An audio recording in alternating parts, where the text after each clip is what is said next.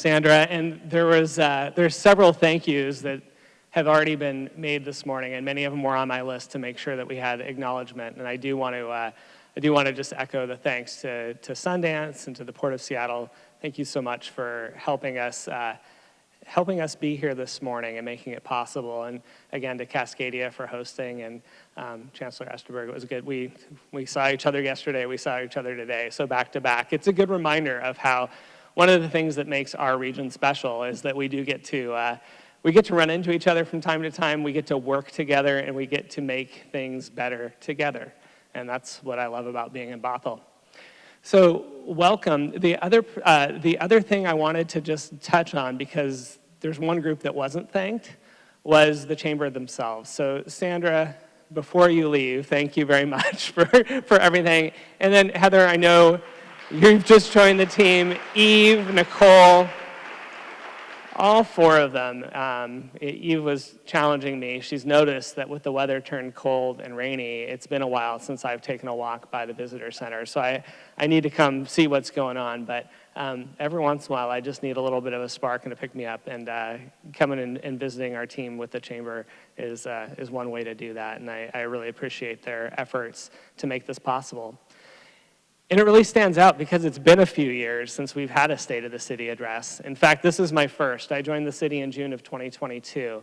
And between leadership transitions and some COVID thing, it's been a while. So we're really grateful to be able to share what's going on in Bothell. We're going to do that through, as soon as I get done talking here, we're going to have a quick video.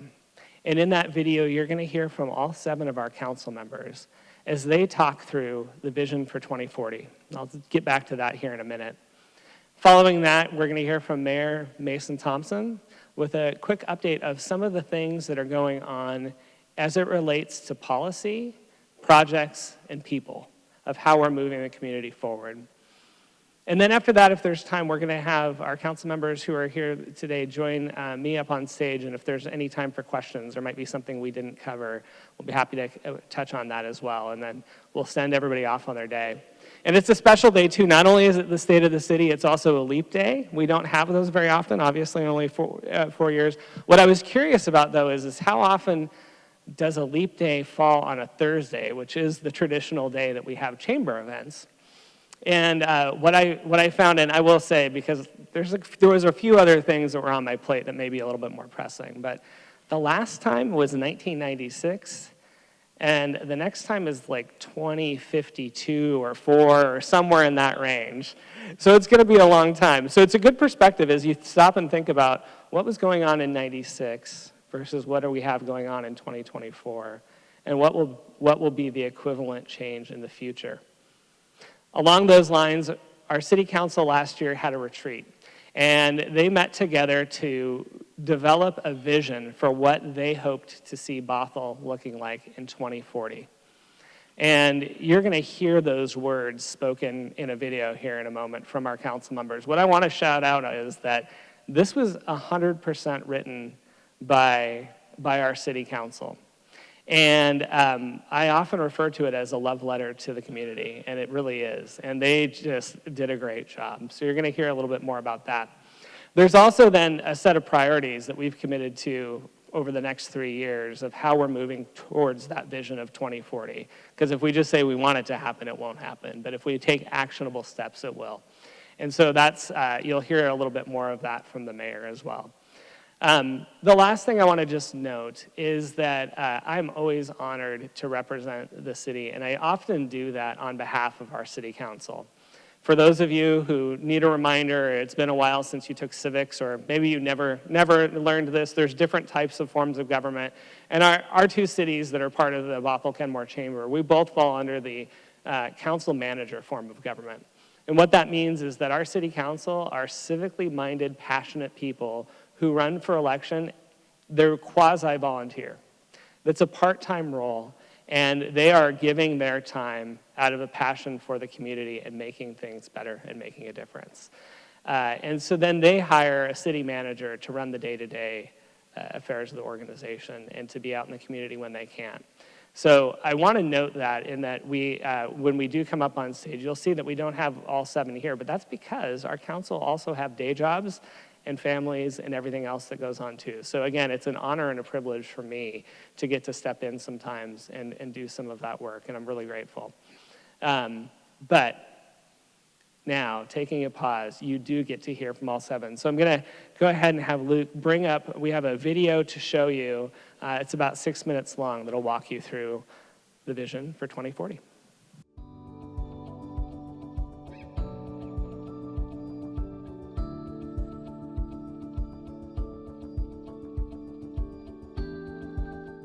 For a day or a lifetime, no matter who you are or where you've come from, Bothell is everyone's hometown.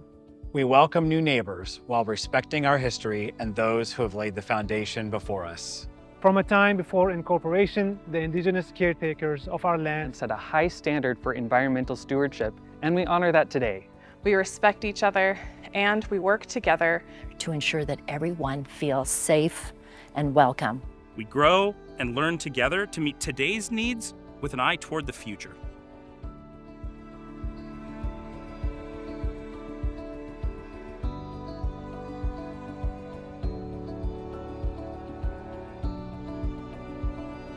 We have a mix of housing for all income levels and phases of life, young adults, families, and seniors. Neighborhoods have their own identities and are close-knit, but are also connected with great sidewalks, transit, trails, and roads. We have town squares north and south. You can walk to a corner grocery store, shop nearby, and schedule a doctor's appointment close to home. Bothell is the ideal place to live, work, play, learn, and rest, where we respect each other and leave room for ingenuity.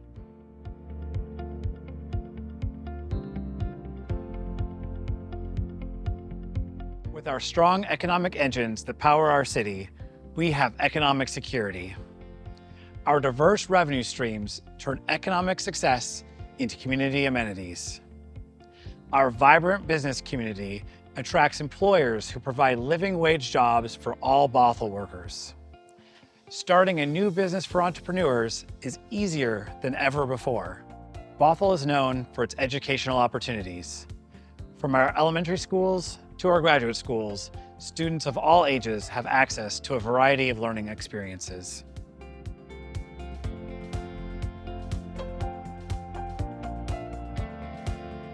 all residents are our neighbors, and all of our neighbors are welcome. If you were born here or not, have lived here for 1 year or 30, we are glad that you are here. Our government is responsive and accountable to the public. We are trusted and listen to diverse feedback involving the entire community in decision-making. Our city recognizes and celebrates all that makes us unique. We are a rich tapestry of ethnicities, religious beliefs, abilities, gender identities, sexual orientations, nationalities, neurodiversities, and life experiences. All are heard and respected here.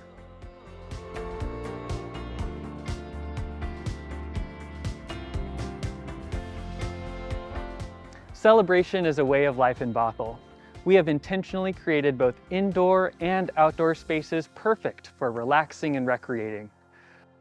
Bothellites of all ages gather and celebrate together. Children play on neighborhood streets, some find solitude in nature, and others recreate in parks and community centers. People from all over the region come here for arts and culture. Everyone has opportunities for adventure, joy, and good health.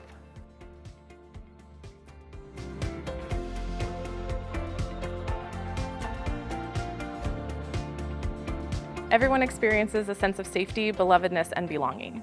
Our community is strong and we care for each other. We have compassionate police officers, crisis responders, and firefighters. We know our residents are well protected. Bothell's also built a place where people can go. When somebody is in crisis, they have somebody to call where they can feel safe, not just within their community, but also within themselves. Bothell is a city where everyone can experience a sense of well-being and security on every street, in each gathering area, neighborhood, and home. The wildlife and people of Bothell thrive in our vibrant urban forests and lush green neighborhoods with tree-lined streets. We have an extensive trail system with healthy rivers and streams. We value and protect our environment, which means our community is healthier, both mentally and physically. We work closely with Indigenous peoples, regional partners, and our community. We celebrate clean air and stable temperatures. We partner effectively on climate change, valuing a solid environmental legacy for our future generations.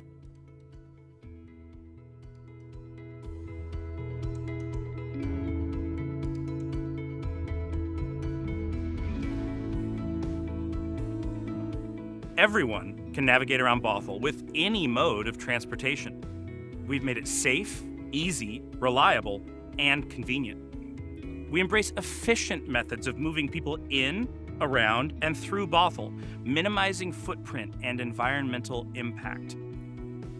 These more affordable transportation options lower the cost of living for Bothell residents, as well as lower our collective infrastructure maintenance costs. We've worked hard to advocate with regional partners to bring ample transit and trail connections, making it easier for people to get around Bothell regardless of the mode they choose. For a day or a lifetime, no matter who you are or where you've come from, Bothell is everyone's hometown, and we are so happy that it is yours.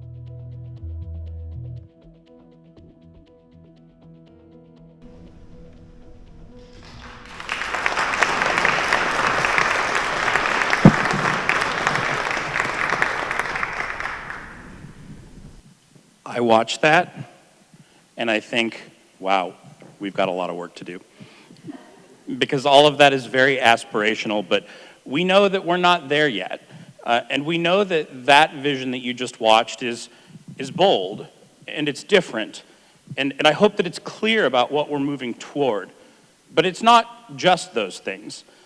It's also very forward-looking. And I know that's inherent in a Vision 2040, because 2040 is in the future. But I think it's important to not overlook that. Because while government has a tendency to operate, at my friend Councilmember Dodd's term, a leisurely gait, we know that the decisions we make right now aren't going to take effect next year, and we're not going to see those. Planning doesn't build anything. Planning allows other people to build things at the pace that the economic climate allows. There's a lot of other factors involved in that. So the Bothell you see around you right now isn't a result of decisions we've made over the last 2 years. The Bothell you see around you right now is more a result of decisions that were made 20 years ago. So no matter if you think Bothell has grown too fast or not fast enough, we know that in general the community wants to see something different. They want to see a future that's better than what we have today. And I also think that it's really important to note that we don't get to decide if Bothell changes or not. What we do get to decide is how Bothell changes. And I think it's really important to be focused on what you can actually control, because then you've got a chance of succeeding. So there's a couple things I'm really proud about in our vision that I want to highlight. First, this was done collectively with all 7 council members, and we all agreed on the final document. There weren't things that we had to take a vote for to include or not. Now, a thing about people who look around the world and think, do you know what this world needs? More of me making policy decisions. For the rest of you, they don't always agree on everything. We always have really strong opinions. Most of us believe truly in our heart that we are right and we want to do the right thing for the community, but it's not always the same thing. And in this vision, we were able to come together and pull something together that truly we think is representative of our community and ourselves. I got notes because I'm not Dr. Murray and I can't just get up here and be charismatic and genial for minutes on end. It's good to watch. I hang out with you, and I hope some of it rubs off on me. And we're also really proud that last year the community had a chance really to vote on whether or not they wanted to see this vision continue, and they were overwhelmingly in support of that. And that makes me really happy because we don't do this in a vacuum. You know, this isn't always just our vision. You know, when we run for our jobs and when we serve in our jobs, we talk to a lot of people. And it's, at least to me, it sounded glamorous at first to run for political office, until I realized that running for political office is mostly just talking to your neighbors about all the things that they don't like very much. And you enthusiastically competing in public to be like, I will solve those problems that nobody else has really solved yet, but we'll give it a go. And while it may not be the most fun hobby ever invented, it's really important to have that experience, because the only way you will have any idea what the community wants to have changed is to go out and talk to a really broad swath of the community. People from different backgrounds, people of different income levels, people with very different lived experiences. You've got to talk to all of them and figure out what direction everybody collectively wants the community to go. I think that made sense. And then we get to do our best to turn this ship slowly and deliberately in the direction that our neighbors want it to go. So I see this as much less council's vision for 2040 and more the collective community's vision for how we want our kids and their kids to experience Bothell when they're in the same stages of life that we are right now. Because we don't get to control the way Bothell is tomorrow or next year. And we should be laser focused on what we can control, which is that. So on the city council, we make policy. That policy is only useful if it leads to projects, something actually getting done, and only if those projects are something that actually benefit people. Because at the end of the day, people are really the only thing that matters. And in government, we love alliteration almost as much as we love acronyms. So of course, we had to have something with alliteration in it today.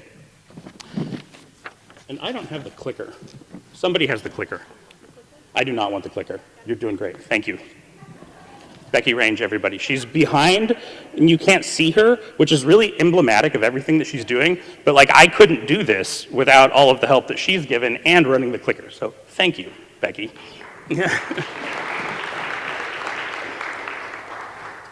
So the comp plan. We have to have one updated by the end of 2024, and this is planning for the next 20 years. And in 1990, a little history lesson, the state legislature passed the Growth Management Act. And what the Growth Management Act did was, I'm just totally off of this. So what the Growth Management Act did is essentially draw a line around the populated areas and says growth goes here, inside the circle. And the reason we did this, because if you've been to other metro areas where we have just sprawled out into the forests, into the farmland, and we have paved 20% of that, like we've paved almost 20% of Bothell to grow more, it destroys our natural environment.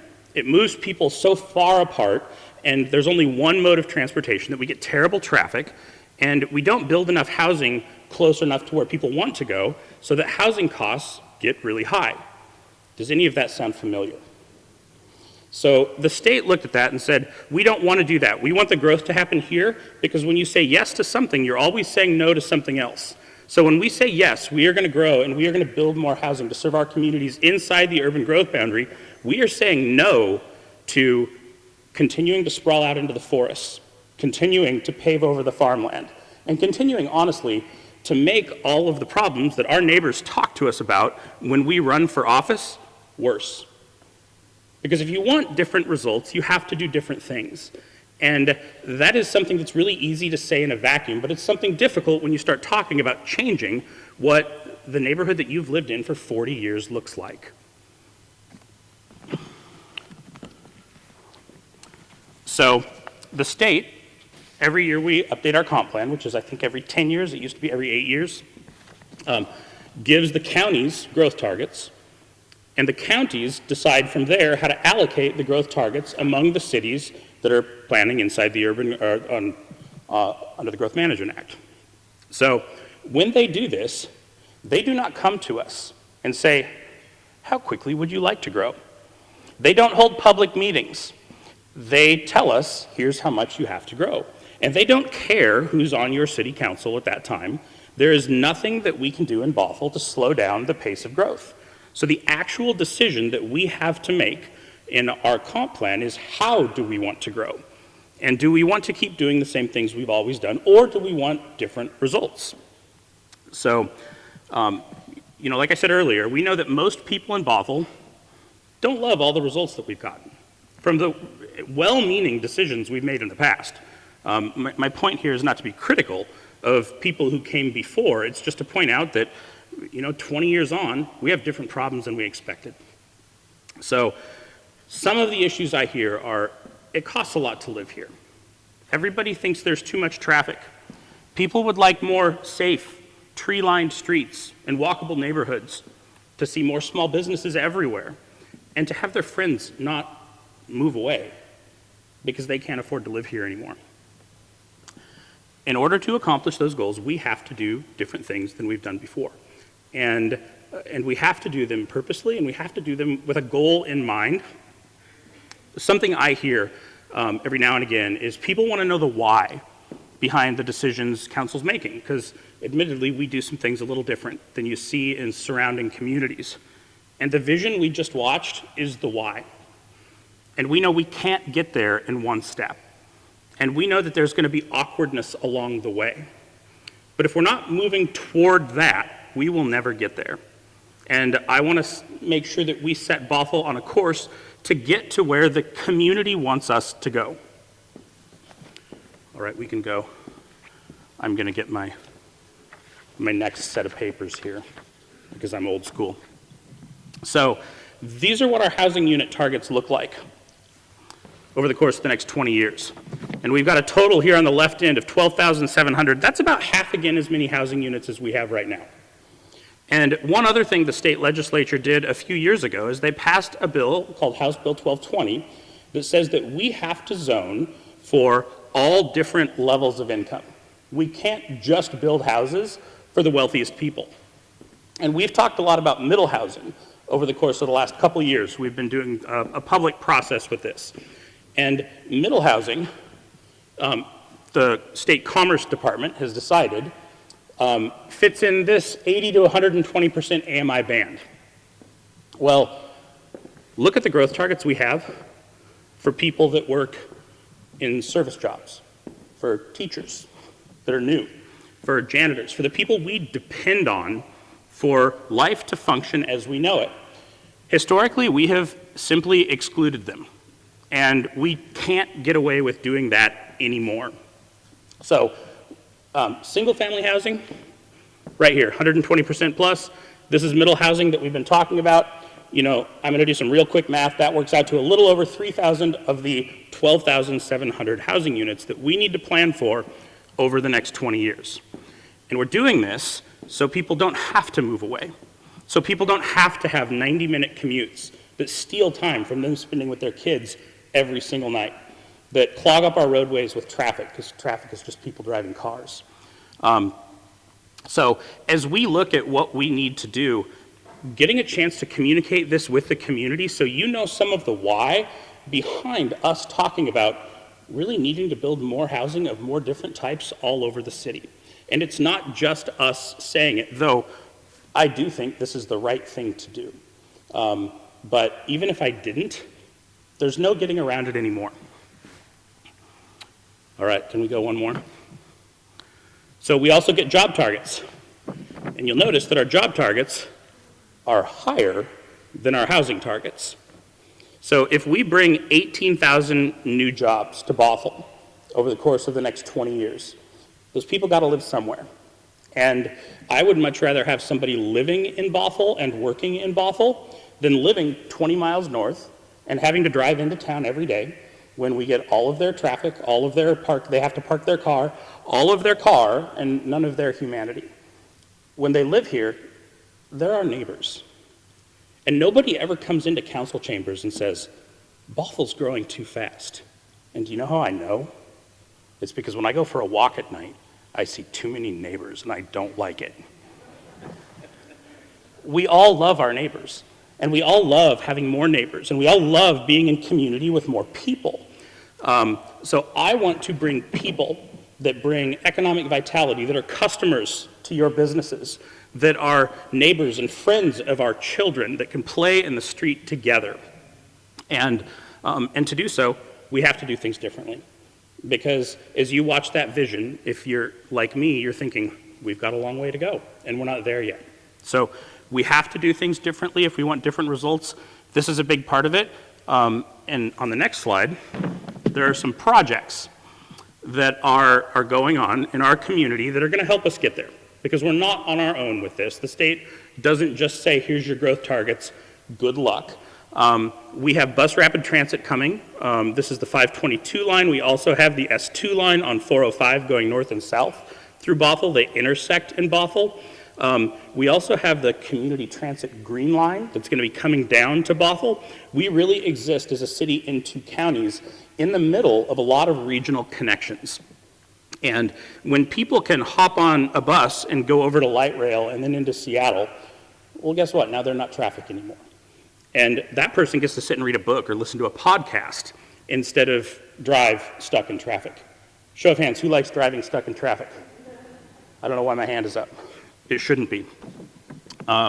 So this is in process. I think the notice to proceed for construction is in May of 2025, substantial completion in 2027, and open for use in Q2 of 2028.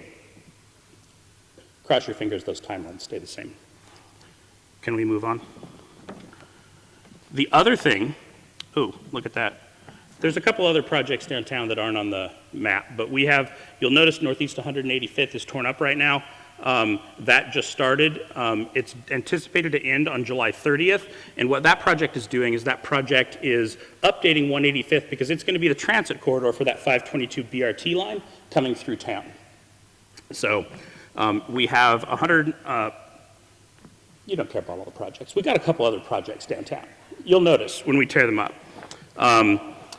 So our economic vitality plan, I want to touch on 2 points on this as well. This is basically looking at two separate things. The first is the business community, is we want this to be a place where businesses small can get a foothold inexpensively, and large can have access to our incredible base of talented employees. And there's different strategies for both of those, but both of those are really, really important to us. The other piece to this is making sure that we are financially solvent and making sure the city is in a good place financially, because if we're not in a good place financially, guess what we have to do? Raise taxes. Who here wants us to raise taxes? Me neither. It's not good for my continued ability to have a job, I will just say. So we want to make sure that we're being responsible with the way we build, because the way we build determines how much revenue we get from any particular piece of land.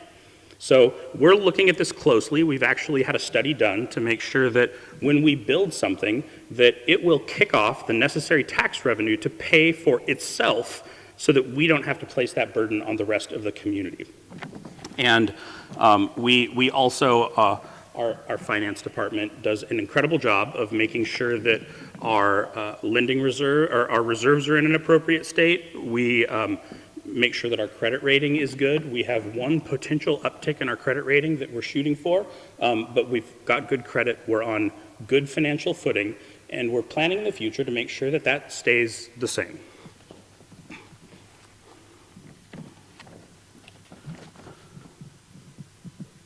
I should have had this slide and been pointing toward it when I was saying all of that. So, you know, strengths, challenges, you don't need me to sit up here and read this. I assume you can all read. So, BRT, I talked about this a little earlier. We have 3 distinct BRT lines coming into town. Another thing that we have is Bus Base North up in Canyon Park. So the maintenance facility for these 2 Sound Transit lines is going to be right here in Bothell. And man, I can't wait to be able to walk to a bus stop in 2028, not have to check the schedule, and know that it's coming every 10 minutes, and I can hop on, I can go to Bellevue, I can go to Linwood, I can hook on light rail and go to Seattle. If we go to the Symphony, it's just one change onto light rail from the bus stop. I don't have to check a schedule. I can't wait for that. So 102nd Avenue, access improvements are happening right now. As we update everything downtown and in adjacent neighborhoods, we are adding sidewalks. We're making it easier to walk around. Our bike plan includes protected bike lanes now. So when we eventually start getting those built, you're going to be able to bike and not have to worry about getting hit by a car. And these are some of the development projects that we have. A lot of new housing units coming in. And we know, and I mean, you can all say, like, we don't want a whole lot of extra cars on the road. So we have all of these pretty large housing projects coming in and more to come. So building out these other transportation modes for people to get around is a big focus of ours right now, because we want to be able to solve some of our problems without making a whole bunch of the other ones worse. And the good news is I think we can do that. I think we can walk and chew gum at the same time, because this all happens pretty slowly, and as the construction comes on board and continues to grow, we are going to have new infrastructure to address that as that happens. Go ahead. This is the fun part, and I'm almost done. I'm sorry if somebody's timing me. I'm probably going on too long. You should have known better. We're doing a master plan for the park at Bothell Landing right now. Really excited to finally get that movement and finally actually do something with that. It's the gateway to our city. I can't wait to get through that process. All of our playgrounds and our pros plan, when we update those, they're going to be inclusive and adaptive. So children with disabilities, adults, everybody can use our playgrounds rather than just abled kids. And Madrazo Park, construction is going to start really soon on as well. And that's kind of the people piece of this, but realistically, the people part of this is intertwined throughout everything. Because when we build new housing so people can live there.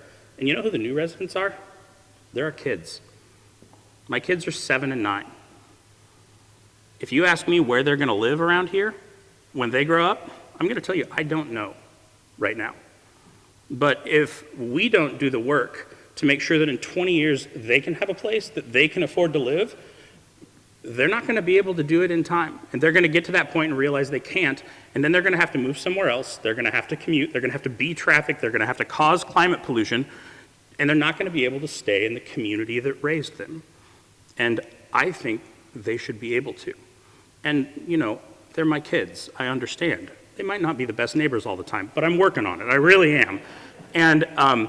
But if we don't create space for our children, what have we done with this opportunity that we have to create their world, to create the context that they live in? And we've got to think 20 years from now, because if we don't, we're not going to get anything done. Because we're just going to be worried about making something more convenient tomorrow. But more convenient tomorrow and better for our kids in 20 years aren't always the same thing.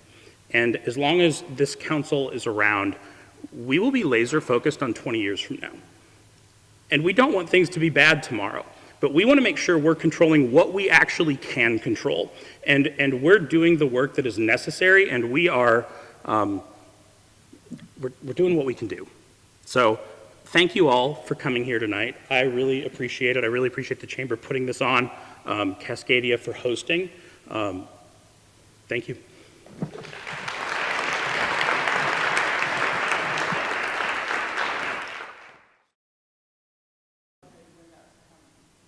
Gotcha. So Susan, I'm going to summarize your question, Susan. So Susan was referring back to there had been some downtown meetings that would take place with the chamber. Just a quick plug, there still are. They look a little different, but they do take place monthly at City Hall. I'm welcome you to come anytime. And there had been a conversation maybe 10 years ago or so around smart transportation and getting around and looking at arterials, including Main Street. What I will quickly share, and then some of the council members who have a longer Bothell history than I do, even though they may not have been in the office, I'll turn over. But one of the things that I'll just note is that Mayor Thompson talked about the comprehensive plan. Coming out of that comprehensive plan, one of the first things that we want to do is revisit our downtown plan. So the city does, there's a lot of work that goes into planning, so we can bring people along and get voices included, and then we got to take those plans and put them into action. The city's been working off of a downtown plan that was created in 2018. And so coming out of the comprehensive plan work that the mayor mentioned, where we look across the city and figure out how are we going to grow together, then we have the opportunity to really zoom in on some tactical things. And one of the first things we're going to look at is downtown and updating that plan. In terms of getting around Bothell, is there anyone who has a thought on that in terms of? Thank you for the question. And as City Manager Stannert mentioned, like doing the downtown plan is going to be fairly comprehensive, and what we do with Main Street and kind of those surrounding areas is going to be a big chunk of why we're looking to do that. We want that to be a destination for people to go and linger and stay. And we know that people going and lingering and staying results in far more economic activity than people driving through. But we have closed that street off, we've pedestrianized it, and we haven't really done anything else for the last 4 years. So if I were in the community, I would be wondering, is this forever? Is this the plan? This isn't the plan. And I would love to have done that by now, but I mentioned the leisurely gait of government a little while ago. Like, we've got a lot on our plate, and I wish we could have had that done by now, honestly. And I'm hoping that as soon as we're done with the comp plan, we can get on that quickly. That's the biggest reason that we're looking to move. We want to enable different transportation modes. There's no way to make traffic better by building more roads for people to drive on, because traffic is just people driving cars. And when you build more roads for people to drive on and you give them away for free, more people drive. And that's more traffic. And you might make an arterial a little bit better, but if you do that, you're just putting pressure on all of the other surface streets and parking at all of the destinations when you induce more driving. So, like, I mean, moving in and around Bothell was the final piece of that slide. It was an incredibly big point of our vision, and we've got a comprehensive plan that's ongoing to try to really address those issues, because you're right. There's not a lot of other ways to get around, and traffic sucks. One of the things I'll also point to, and then I see a question in the back, so we're going to get to that, is that as we're doing the comprehensive plan, we're coming up in a touch point where there's going to be a draft, and there's a transportation element, Susan, that will get to a lot of the things that you're curious about. So I'd encourage you to stay with us, get online, come to one of our open houses, and let's talk about it more. Yeah, in the back.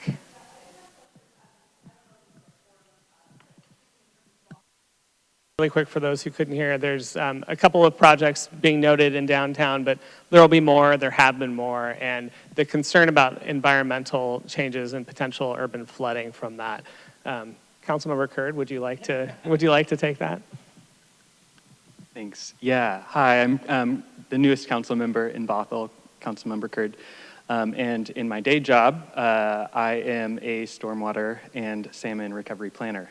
So this is the perfect forum, and I could talk your ear off about this. This is my question. I love it. So the city is engaged in a lot of deep and strategic planning around stormwater, because we all interact with it, whether we know it or not.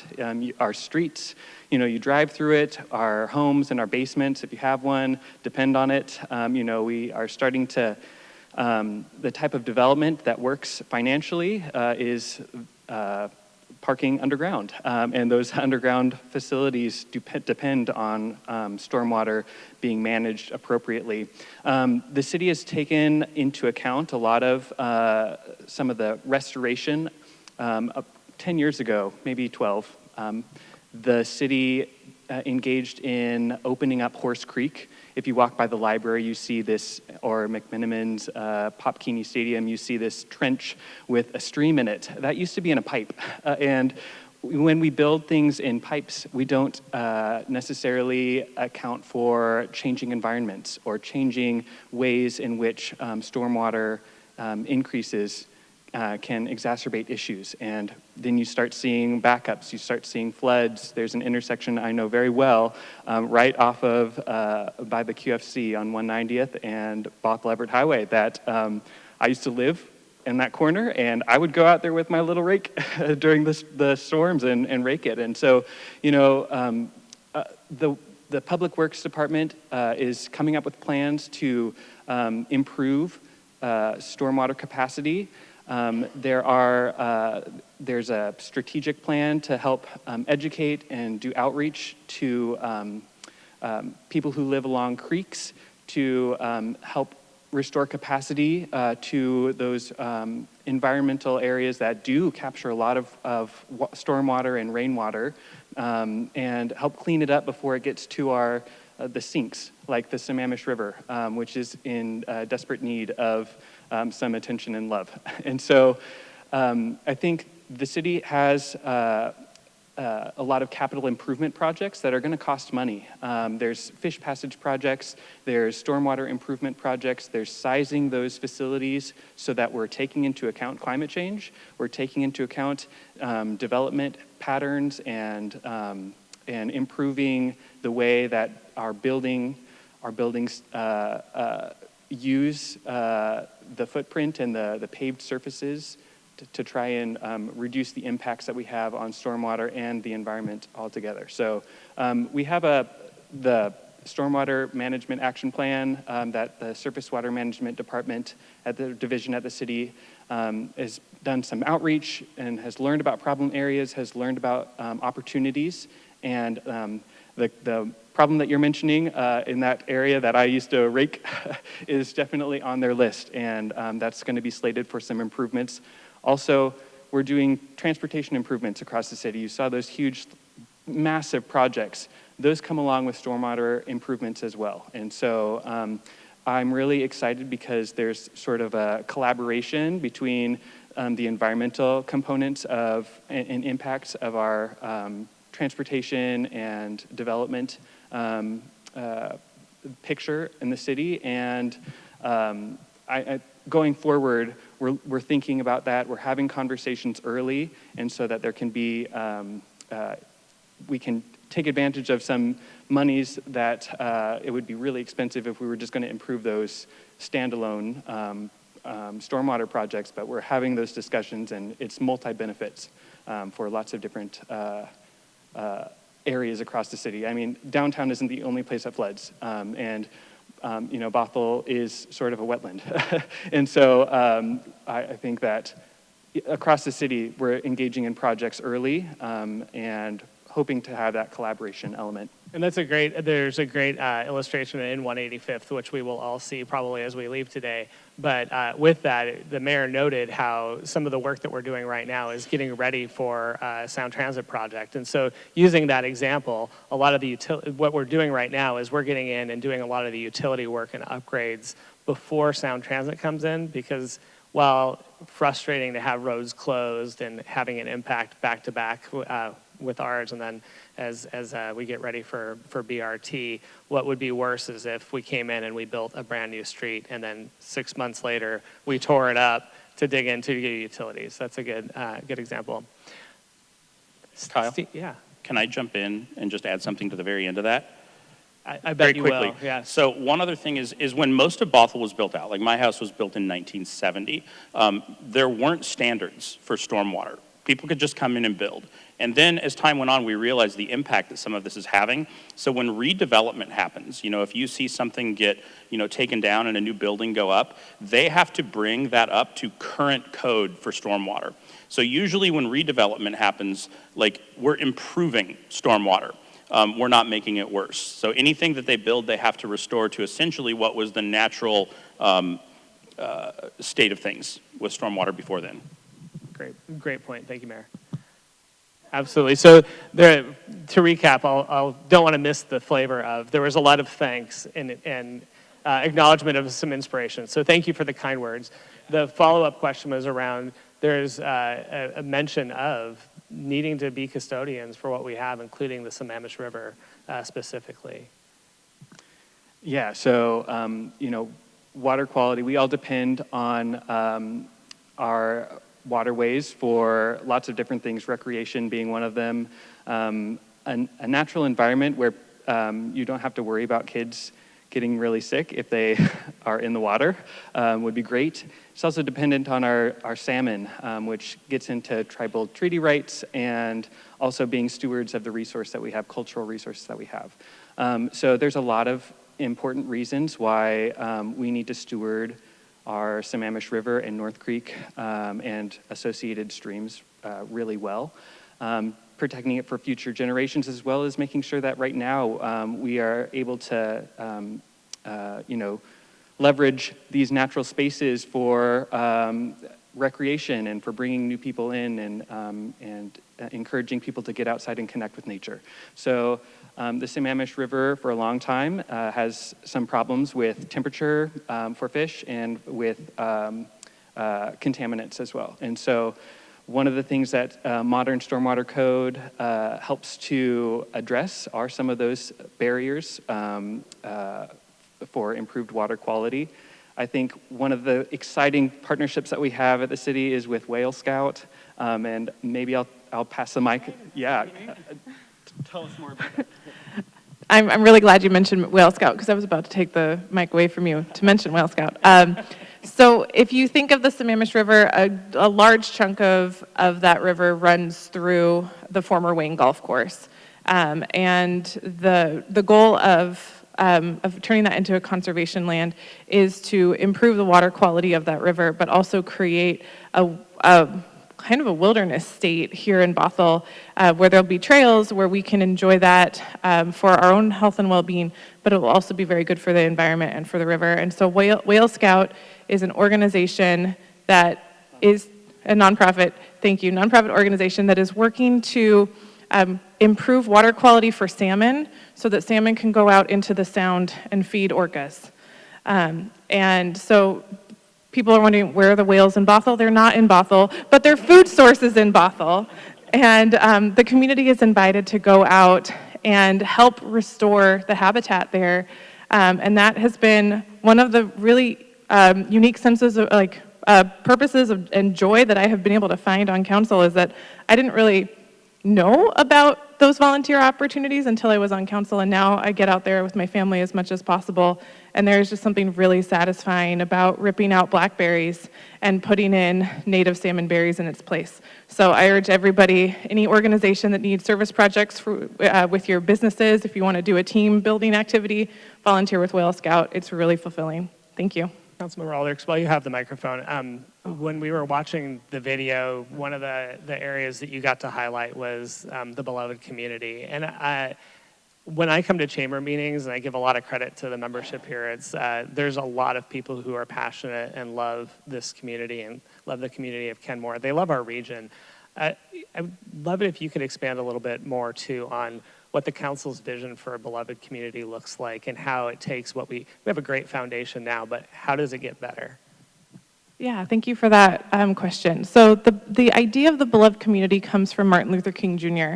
And we are currently in Martin Luther King Jr. County, and Bothell shares that with Snohomish County as well. But the idea is we are creating a society where everybody is welcome, loved, and included. And that means that people are able to thrive in community with one another, turn to one another when we need support from each other. And that is an important part of being able to live, work, and play here in Bothell, because it's not always roses and sunshine, especially here in the Northwest. But when people are in trouble, there are people to turn to. There are firefighters who will come, EMTs. There are police who will help when a crime occurs. And then we're also building the crisis responder program, which I mentioned in the video. And so we're really trying to make sure that when people struggle, they get help. And instead of businesses feeling like, I'm going to tell a story. My grandmother was a business owner, and we were on a busy kind of downtown street, and you never really knew who was going to come inside the office. And sometimes there were people who were clearly not in their right mind and needed help and support. And I didn't live in a community where we could get that person's care. It was just kind of crime and punishment model. And so We are building a model here in Bothell where if a business owner encounters a situation like that, some of you may know what that's like, that you're able to call our crisis responders so that the person who is in crisis gets help and support rather than crime and punishment. And so that's one example of that. Thank you very much. I didn't want to move past that one. Well, we are at time because we do want to make sure there's got to be somebody with a hat or a bottle of wine that needs to be given away. So Sandra, if you want to get mobilized for drawings, but really quick, I also just want to note, if you did have any questions that you're not in front of the room type of a person, I also want to point out, many of you are familiar with Jeannie Ash, our economic development manager. She's in the back there if you want to talk to her. Our fire chief, Mark Risen, you'll be able to spot him a mile away. He's in uniform today. Our deputy city manager, Tony Call. Catherine Jansen, who is works in our executive office and keeps me on track, so she knows everything because she makes sure that I know everything. And then, again, behind the scenes, Becky Range, if you could come out, our assistant city manager. Becky does pretty much, she's our everything person, and she specifically oversees communications. She oversees human services and our diversity, equity, and inclusion programs. She is never lacking something to do. So thank you, Becky, for helping us be here today.